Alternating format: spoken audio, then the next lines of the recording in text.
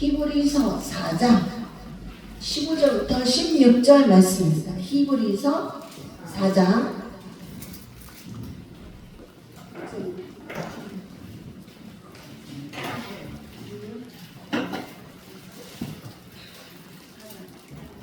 히브리서 4장 15절부터 15절 16절 짧죠? 그러니까 우리가 다 같이 읽겠습니다.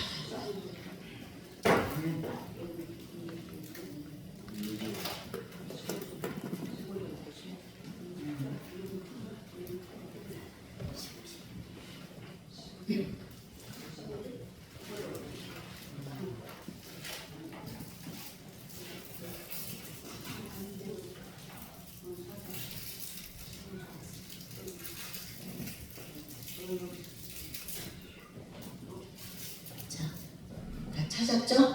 자, 다 같이 읽겠습니다. 우리에게 있는 대제사장은 우리의 연약함을 동정하지 못하리가 아니요 모든 일에 우리와 똑같이 시험을 받으신 이로되 죄는 없으시니라. 그러므로 우리는 긍휼하심을 받고 때를 따라 돕는 은혜를 얻기 위하여 은혜의 보좌 앞에 담대히 나아갈 것입니다. 아멘. 이 시간에 말씀의 제목은 당신의 인생을 이해하는 예수 그리스도라는 말씀이 되겠습니다. 제가 초등학교 4학년 때 처음으로 교회에 갔습니다. 처음으로 교회를 갔는데 나를 맡으신 전도사님이 항상 이 말에 부활 이 얘기를 달고 사는 겁니다. 그런데 저는 그 당시에 그 어릴 때 상당히 비관적이고 상당히 부정적이었던 것 같습니다. 그리고 또 항상 주눅이 들어있었기 때문에 고개 한 번도 제대로 들지 못했던 애였습니다. 그런데 교회 가는 거는 너무 좋아. 교회 가는 거는 신나, 재밌어. 교회 가는 거는 좋은데 근데 자꾸 이 부활 얘기하는 게 너무 듣기가 싫은 거야. 정말 이 말이 너무나 얼마나 듣기 싫었는지 큰 말도 못하는 애가 주눅 들어서 어디 가서 내 말도 못하고 주눅 들어서 어디 가서 고기도 못 드는 애가 뭐라 그랬냐면 전도사님한테 근데요 저기요 전도사님이요 저기 그 죽으면요 부활 이딴 거 말고요 죽으면 먼지처럼 이렇게 사라지는 거 그런 거는 없는 건가요? 제가 질문을 했어요.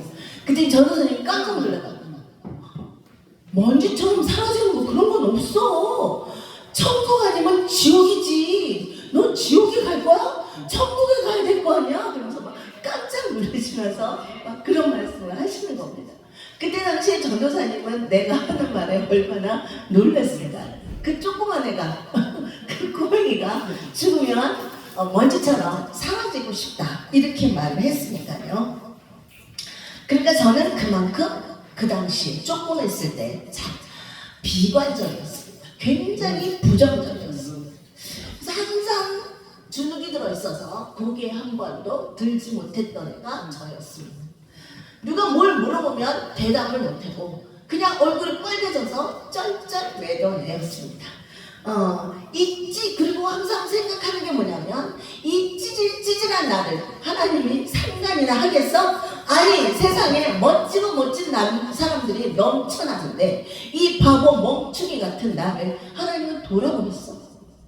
그런 생각에서 벗어나지를 못했습니다. 누가 네 이름이 뭐니? 라고 물어보면 절대 내 이름을 대답을 못해. 그냥 고개 푹 숙이고 짤짤 매기만 했습니다. 학교 갔다 돌아오는 길에 이제 동네 아줌마나 동네 아저씨를 만나게 되면 가슴이 막 쿵쾅 뛰어. 그 옆에 가서 안녕하세요 인사하면 얼마나 이쁘냐고. 근데 그걸 못해. 그래가지고 막 이렇게 보이면 큰일 났다. 저리로 가면 안 되는데 막 이래가지고 뺑 돌아서 집이 여기인데 바로 여기인데 집으로 곧장 못 가고 뺑 돌아서 집으로 가곤 했습니다.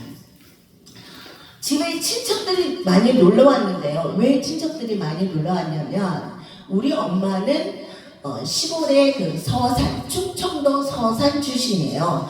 그런데 이제 아버지가 서울 사람이었죠. 그러니까 서울로 충청도 서산에 처녀가 시집을 온 거야. 그러니까 충청도 서산에 있었던 많은 친척들이 서울로 오면 어디가 갈 데가 없으니까 이제 항상 우리 집에 들리곤 했죠. 그러니까 이제 어디 갈 데 없으니까 하루 이틀 있는 게 아니라 막 3, 4일, 일주일, 어떤 사람은 한 달, 우리 이모 같은 경우는 3달, 어떨 때는 6개월 막 이렇게 머물다가 가곤 했습니다. 그런데 친척들이 오면 나한테 뭐라냐면 우리 엄마한테 쟤는 벙어리예요? 어떻게 저렇게 말을 안 해요? 그런 말을 들을 정도로 저는 말을 안 했습니다. 그러니까 내가 생각하는 하나님, 내가 항상 생각하는 하나님은 뭐야? 강력한 하나님. 뭔가 짠 하고 나타나서 이 찌질찌질한 나를 좀 확 바꿔주면 얼마나 좋을까? 슈퍼맨처럼 하나님이 나타나서 나를 좀 확 바꿔주면 좋겠다. 제발 제발 하나님이 내 삶에 개입해 주셔서 말도 잘하고 소리도 잘 지르고 화도 잘 내고 짜증도 잘 내고 내 의견을 좀 똑바로 말하는 사람이 됐으면 얼마나 좋을까.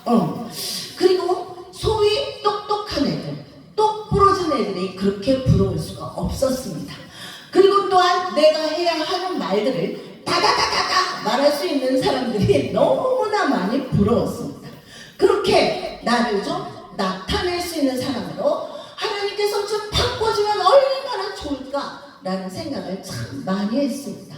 항상 있으나 마나한 애, 우리만의 죄가 있는지 없는지도 모르는 애, 아예 존재 자체가 아예 없는 애, 그런 애가 바로 저였습니다.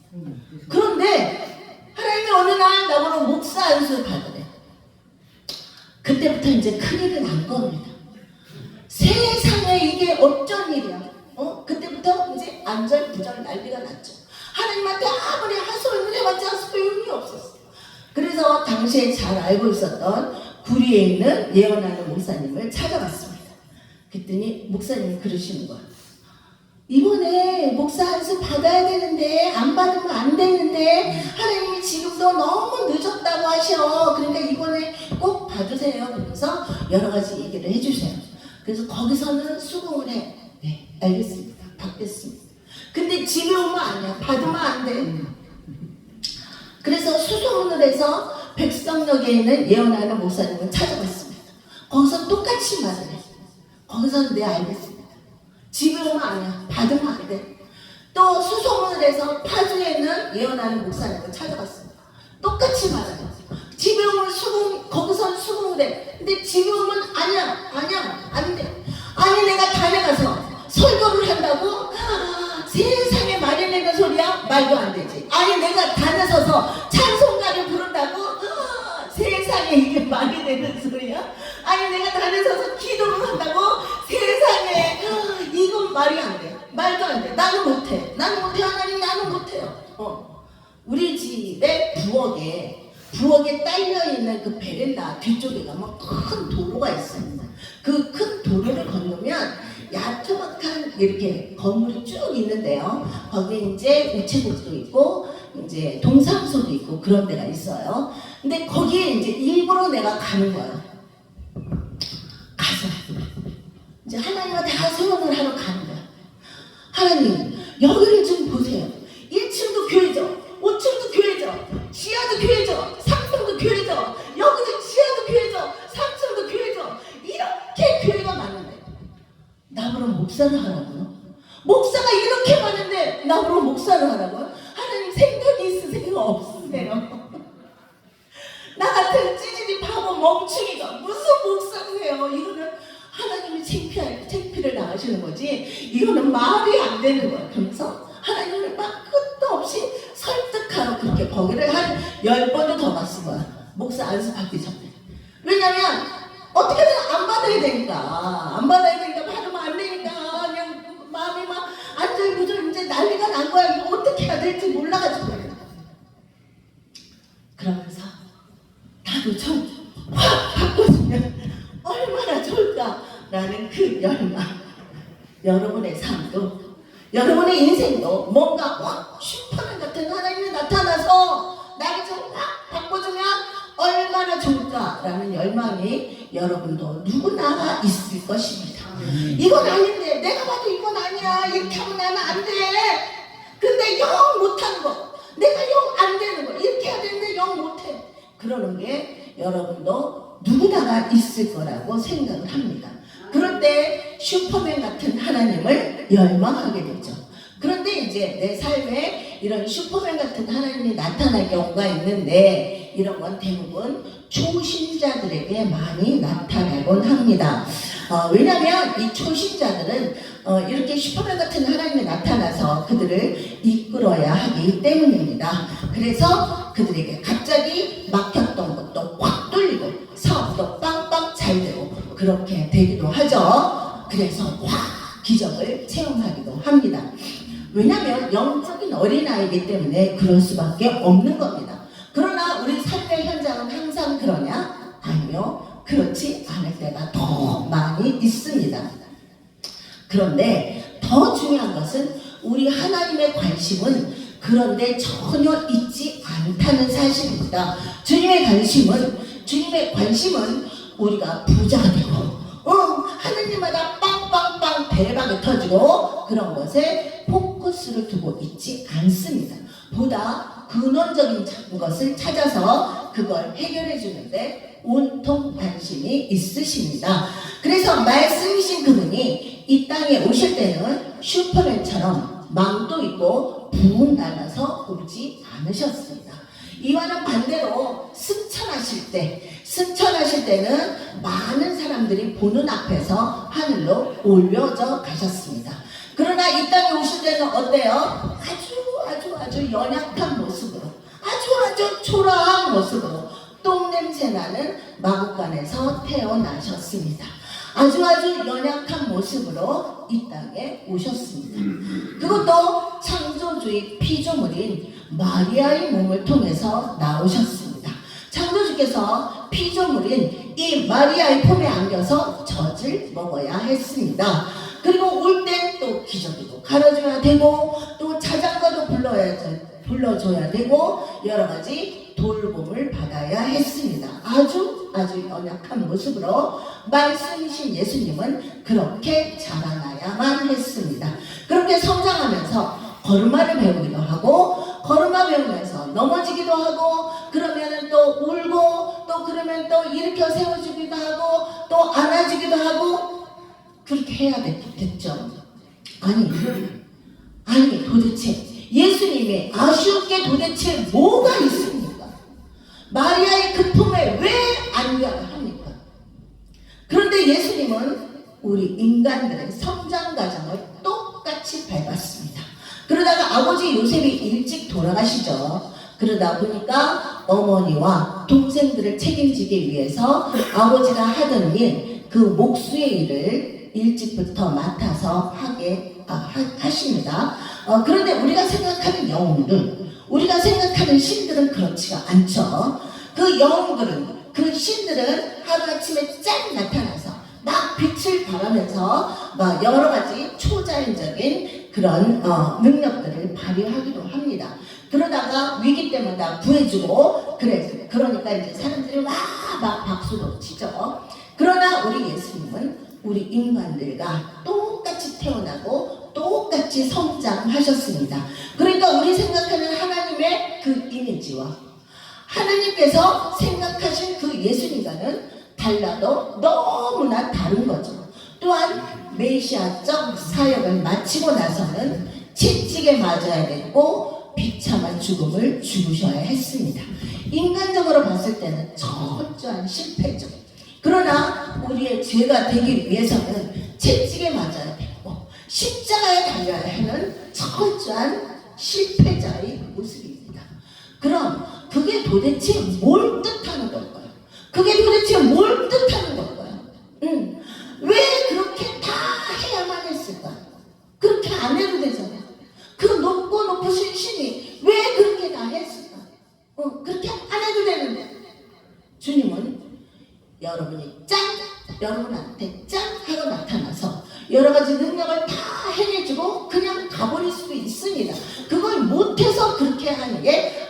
않으시라는 겁니다. 그게 아니라 우리의 보다 근원적인 부분을 해결하고 싶으신 것입니다. 즉 여러분의 마음을 이해하고 여러분의 고민들을 이해하고 여러분의 걱정, 근심을 이해하고 여러분의 문제들을 다 이해하고 싶으신 것입니다. 다른 신들은 어때요? 비나이다 비나이다 빌고 빌어서 이번 사업 대박나게 해주세요. 비나이다 빌고 빌어서 이번에 우리의 대학 좋은 대학 가게 해주세요. 큰 나무에다가 빌고 해님에다 빌고 달림에다 빌고 절에 가서 108번 절을 하고 그것도 모자라서 길바닥에 나가서 또 108번 절을 하고 그러다가 이제 무릎 다 나가죠. 그렇게 뭔가가 이루어지기를 그렇게 바라는데 근데 창조주 하나님께서는 그런 계획이 아예 아닌 것입니다. 그런 게 아니라 우리 마음을 우리 인생들을 더 많이 이해하고 싶으신 것입니다.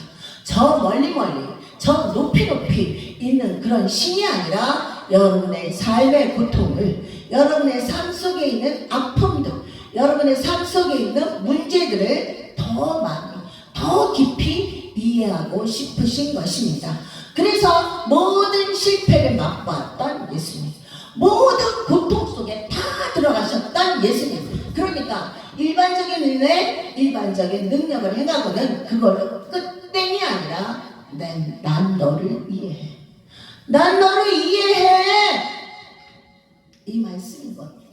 적극적으로 우리를 이해하시겠다는 것입니다. 그래서 우리 인생의 모든 삶을 그대로 걸어오신 것입니다. 그분은 우리 마음을 보듬어주고 우리를 위로해주고 그분은 이 복음의 말씀을 통해서 여러분을 변화시키고 싶으셨던 것입니다. 죄에서부터 빠져나오게 슬픔에서도 빠져나오게 좌절에서부터 빠져나오게 지옥에 갈 수밖에 없는 인생들에 빠져나오게 하나님은 그것에 온통 관심이 있으신 것입니다.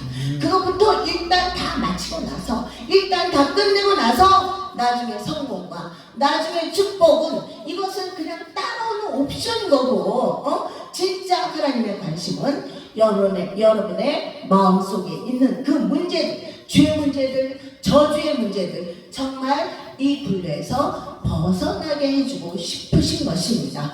우리 주님은 우리의 이 죄 문제를 딱 아예 없애버리고 나서 하나님의 생명으로 깨끗하고 거룩한 존재로 바꾸고 나서 그 다음에 성공하자. 그 다음에 부자 되자. 그 다음에 축복된 인생을 살자. 그것입니다. 우리 하나님보다 근원적인 것을 딱 뽑아버리겠다는 것입니다. 그것이 바로 우리 주님이 원하시는 것입니다. 오늘 본문의 말씀에도 우리 한번 다시 읽어볼까요? 히브리서 4장 15절 다시 읽었습니다. 우리에게 있는 대제사장 여기서 잠깐만요. 여기에서 대제사장은 바로 예수님을 말씀합니다. 자, 다시 한번 읽겠습니다. 우리에게 있는 대제사장은 우리의 연약함을 동정하지 못하시리가 아니요 모든 일에 우리와 똑같이 시험을 받으시로되 죄는 없으시로다. 네. 우리의 그 연약함을 다 아신다잖아. 왜? 다 경험했기 때문에 다 우리와 똑같은 길을 걸었기 때문에 그러니까 여러분을 천국으로 인도하기 위해서 이걸 주님이 다 계획하셨던 것입니다. 그리고 우리 주님은 항상 삶 가운데 우리를 위로하십니다. 그냥 너 왜 이거 안 했니? 너 왜 이거 이렇게 했니? 그게 아니라 주님은 사랑과 은혜를 먼저 베풀어 주십니다. 간음죄를 저지른 그 여인에게도 예수님은 책망하지 않으셨습니다. 용서하십니다. 그리고는 예수님은 다시는 죄를 짓지 말라고 다 이르십니다. 왜요? 왜 그랬을까요? 이해하십니다. 하나님은 여러분이 연약해서 수시로 죄 짓는 거 다 압니다. 쓸데없는 생각으로 죄 짓고 눈으로 죄 짓고 입으로 죄 짓고 그런 거 다 압니다. 그래도 주님은 우리를 이해하십니다. 주님은 절대 여러분을 책망하지 않으십니다. 하나님은 바보같이 오늘도 우리를 용서하십니다. 여러분이 여러분의 아기를 보고 웃는 것처럼 아기가 뭘 잘한 게 있습니까? 응? 아기가 뭘 잘한 게 있냐? 아기는 요만한 불편한 것만 있어도 깡깡거리고 울기나 하지 아기가 잘한 거 하나도 없죠. 그러나 그냥 태어난 그 자체가 너무 이쁜 거죠. 꼬물꼬물거리는 게 너무 이뻐서 손가락도 빨아먹고 발가락도 빨아먹고 너무너무 이쁜 겁니다. 그처럼 여러분이 거듭난 그 자체가 주님이 보시기에는 너무 이쁜 겁니다. 아멘. 자, 내 사랑하는 자야, 내 사랑하는 자야 라면서 누구에게 자랑하고 싶은 것이 예수님의 마음입니다. 우리는 거기에 대해서 늘 망각하고 있죠. 그리고 하나님에 대해서 너무 많이 오해를 합니다. 그러면서 늘 벌벌 떱니다. 내가 이래가지고 지옥 갈 건가 봐. 내가 11조 안 하면 지옥 가는 거야. 내가 감사운동 안 하면 지옥 가는 거야. 내가 주일 안 지키면 지옥 가는 거야. 그러면서 뭐 별거 가지고 다 벌벌 떱니다. 그러면서 또 뭐라 그래요? 또 조금만 힘든 일이 생기면 하나님 왜 나한테 이런 고난을 주십니까? 그러면서 또 당장 하나님을 원망합니다. 자, 제가 여러분한테 한번 물어봅시다. 그러면 여러분이 사도 바울처럼 복음 때문에 감옥에 갇히고 매를 맞고 침을 뱉음을 당하고 그랬습니까? 그런데 오늘 고난입니까? 여러분이 오늘 하나님이 주신 고난은 아니잖아. 그런 적이 없잖아. 사도행전의 사도들처럼 복음 때문에 감옥에 갇히고 매를 맞고 무시당하고 침뱉음을 당하고 굶고 그랬습니까? 안 그랬잖아. 여러분이 오늘 하나님이 주신 고난은 뭐야? 기껏 해봤자 믿지 않는 남편 눈치 보면서 교회 다니는 거, 믿지 않는 남편 시어머니 눈치 보면서 새벽기도 다니고 기도 다니고 그런 거밖에 더 있어요? 우리 시대보다 조금 윗세대 80대 90대 그런 분들은 믿지 않는 남편들이 막 때렸다 하더라고요. 많이 맞았다는 권사님도 많이 봤습니다. 근데 우리 시대는 그 정도는 아닌 것 같아. 맞으면서까지 교회 다니는 건 아닌 것 같아. 어쨌든 그런 것들이 하나님이 주신 고난이야. 아무거나 하나님이 주신 고난이라면서 하나님을 원망할 생각 하지 마시길 바랍니다. 여러분은 너무 많이 하나님에 대해서 오해를 하고 있습니다. 삶에서 오는 여러 가지 고통들은 다 사탄이 주는 것들입니다. 그걸 여러분 분명히 알아야 돼요. 삶에서 오는 고통들, 갑자기 우리 애가 교통사고 나, 갑자기 우리 남편이 뭐 실직을 해. 이런 게 하나님이 주신 고난이야? 아니야. 사탄이 주는 고난입니다. 그러니까 너무 많이 거짓된 교사들이 말에 여러분이 너무 많이 오해들을 하는 겁니다. 우리 하나님은 내가 멍청해서 내가 바보 같은 짓을 해서 격려해주고 위로해주고 다음에 더 잘할 수 있도록 기회를 주고 또 기회를 주십니다. 제가 지난번에 작은 딸 이야기를 하면서 작은 딸 공부 못한다고 다리 몽둥이 확 부러뜨리고 집 나가 너 우리 집에서 살 자격이 없어 막 그랬습니까? 아니요, 난 그런 적이 없습니다. 그런 적이 없어. 그냥 잘한다 이쁘다 저는 그렇게 키웠어. 여기 방학동에 살 때 우리 아이들이 저기 사춘기였죠. 중학교 고등학교를 여기서 나왔는데 그때 이제 우리 애들이 이제 아침에 학교 가기 전에 이제 엄마한테 도장을 맡으려고 머리하고 엄마 머리가 이뻐 이렇게 이제 대문 앞에 나가면서 이제 이야기를 합니다. 그럼 보통 엄마들 같으면 그래 이뻐 이렇게 할 텐데 나는 그런 적이 없어. 세상에 이뻐라 그렇게 이쁜 사람이 어딨냐. 야 방동에서 너보다 이쁜 애는 없을 거야. 너 나가봐. 너보다 이쁜 애가 있나. 맨날 내가 그렇게 말을 하니까 애들이 물어보다가 알았어 엄마 그냥 1절만 해. 그만해. 더 이상 하지 마. 그렇게 맨날 저는 이쁘다 잘한다 그러면서 키웠어. 우리 하나님의 마음도 똑같은 겁니다. 이거 했니? 안 했니? 너 이거 안 했잖아. 그러면 내자 이런 게 아니야. 이런 것들은 다 율법적인 것들이에요. 이거는 율법적인 것들은 이미 구약에 다 끝났습니다.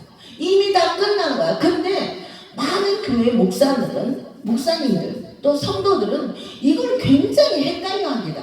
구약과 신약은 엄연히 다릅니다. 그런데 구약과 신약을 헷갈려. 그래서 율법 문제들을 지금도 갖고 와서 이거 해도 안 되고 저거 하면 되고 뭐 그런 것들을 되게 많이 강조하는 목사님도 많이 있어요. 그리고 또 설교 때마다 지적하는 설교를 하는 분들도 꽤 많이 있습니다. 근데 그건 아닌 거예요. 그거는 그분들이 구약에서 벗어나지를 아직 못했다는 것입니다. 그러니까 어쨌든 지금은 신약이죠. 신약은 뭐예요? 율법의 완성인 사랑으로 여러분을 돌보고 계십니다. 우리가 아이들 키울 때 똥 싸도 이쁘지, 똥 싸도 이쁘지, 오줌 싸도 이쁘지. 그래서 발가락도 빨아먹고 손가락도 빨아먹었던 것처럼 하나님은 여러분을 그렇게 이뻐하십니다. 저는요, 우리 큰딸 아기 때 우리 강남에 있던 집은 안방이 이쪽에 있고 쭉 거실에 있고 이렇게 길게 있고 이쪽이 이제 부엌이었는데 내가 부엌에 가서 일을 하려면 얘를 안방에다 두고 가야 되잖아. 근데 얘를 안방에다 두고 갈 수가 없어. 그래서 걔를 부엌까지 끌고 와. 끌고 와갖고 싱크대를 한 군데를 치워갖고 걔를 눕혀놔. 그럼 얘가 쏟아가지고 거기서 꼬물꼬물 잘 놀아. 잘 놀든가 아니면 자든가. 그러면 설거지를 하는 거지, 밥을 하는 거지. 얘 들여다보느냐고. 정신이 없었어, 난. 그리고 없는 것도 아까운 거야. 왜냐면 어부가 얼굴이 안 보이잖아. 그래서 없지를 못했어. 그래서 맨날 이러고 안고 다녔어. 두 손으로 이렇게 그냥 이렇게 어디를 가든지 이렇게 안고 다녔어. 없는 것도 아까웠어. 우리 하나님의 마음이 우리들을 볼 때 그런 것입니다. 그러므로 쓸데없이 너를 정죄하지 말고, 그리고 또 너를 가혹하게 이거는 해야 되고 저거는 하지 말아야 되고 막 그렇게 하지 말아라.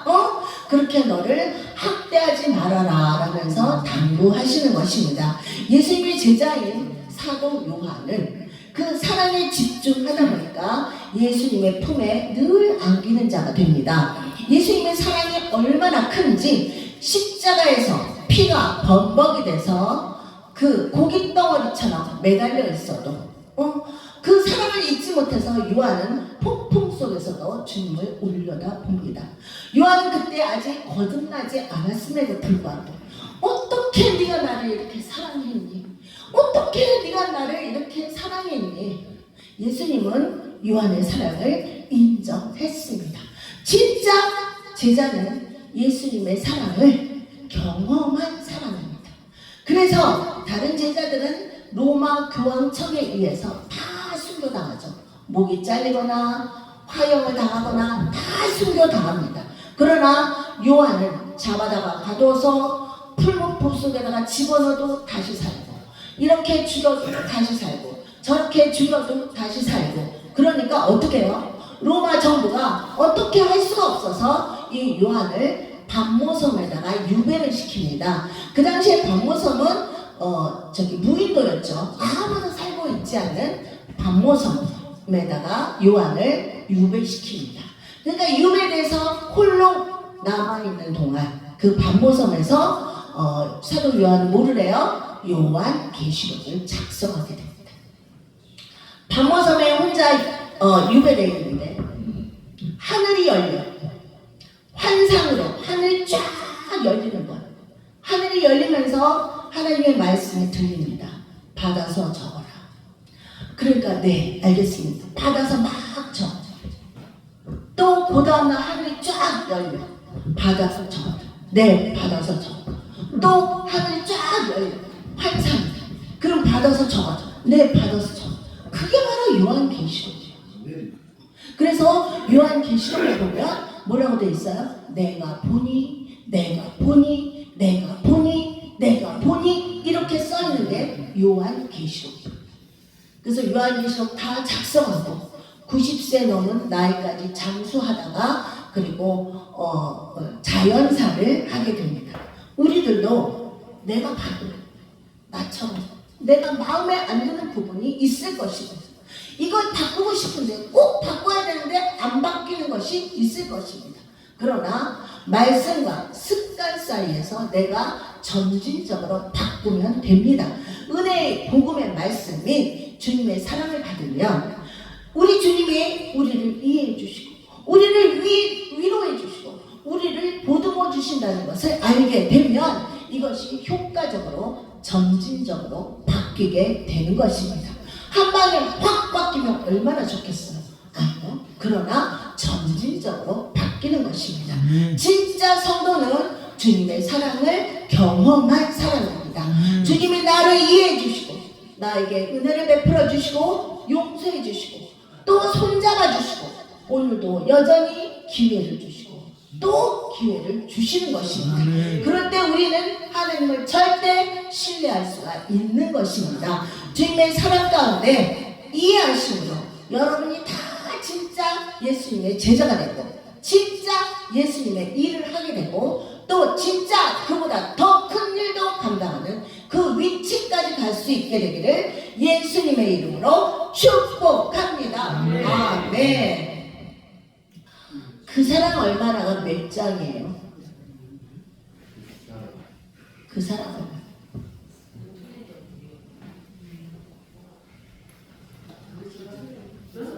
그 사랑 얼마나? 그 사람 얼마나? 응. 그거 좀 찾아봐야 되는데. 그 사람 얼마나?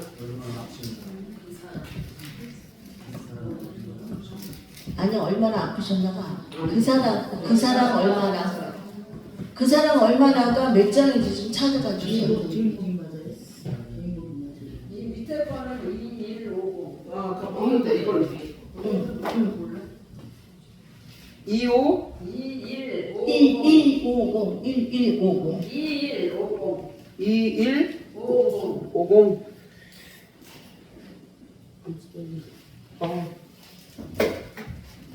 그 사람 얼마나 해?